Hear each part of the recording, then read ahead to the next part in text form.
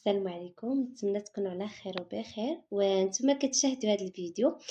اتم الصحه والعافيه يا ربي. واليوم جيتكم بواحد الموضوع جديد اللي غادي نهضر على واحد الموضوع اللي هو الخوف من العلاقه الزوجيه.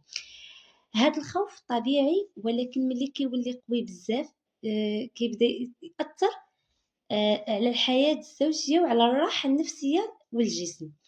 بزاف ديال البنات كيدخلوا للزواج وهما حاملين معاهم افكار ومخاوف كبيره. بعضهم كيسمع ان العلاقه مؤلمه وبعضهم كيتربى على ان الحديث على الجنس عيب وحرام، وبالتالي كيولي عندهم العقل الباطن ديالهم مبرمج ان العلاقه تساوي الالم زائد الخوف زائد الخجل. وهنا كيبدا المشكل. الخوف من العلاقه الزوجيه ماشي ضعف، ماشي عيب، راه في الغالب نتيجه لتربيه ومعلومات ناقصه وتجارب او صور سلبيه سمعناها او شفناها. العقل كيبغي يحمينا في ديك اللحظه وكيخلق ردة فعل دفاعي، والجسم كيتوتر والنفسيه تتقلق، والنتيجه هي الرفض او الهروب تماما. باش نفهمو ونجاوزو هذا الخوف خصنا اولا نعرفو شنو مصدره. واش هذا الخوف من الالم؟ يعني واحد السؤال. واش هذا الخوف من الفشل، ولا الخوف من المجهول، ولا الاحراج مع الشريك؟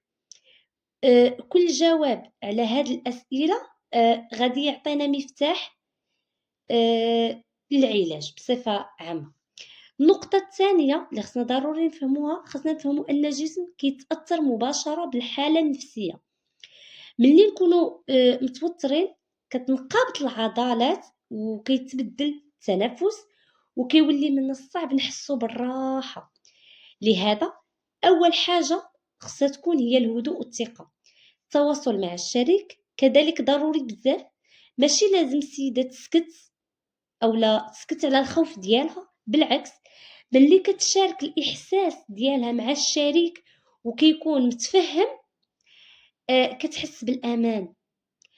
وهذا الأمان هو المفتاح اللي كيساعدها ترتاح نفسيا وجسديا.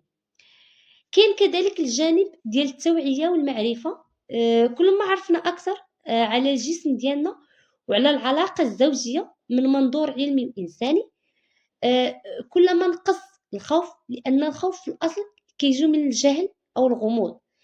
منين كتولي الأمور واضحة والدماغ كيرتاح والجسم كيرتاح معاه ممكن بعض البنات يحتاجوا لدعم من مختص نفسي أو مرشدة زوجية.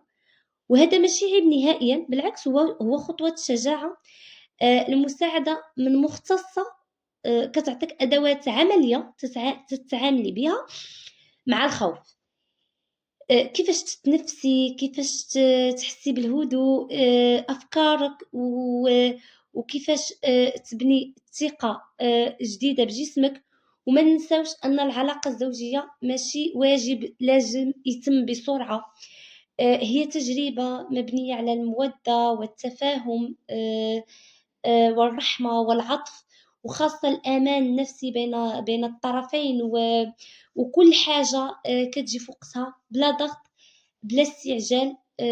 وفي النهاية البنات بغيت نقول لكم أن الخوف من العلاقة الزوجية ماشي عيب وماشي نهاية العالم، هو فقط مرحلة وممكن تجاوزها بالصبر بالمعرفة وبالدعم. كوني لطيفة مع نفسك وخذي الوقت اللي تحتاجيه، ولأن الراحة النفسية مفتاح راحة جسدية.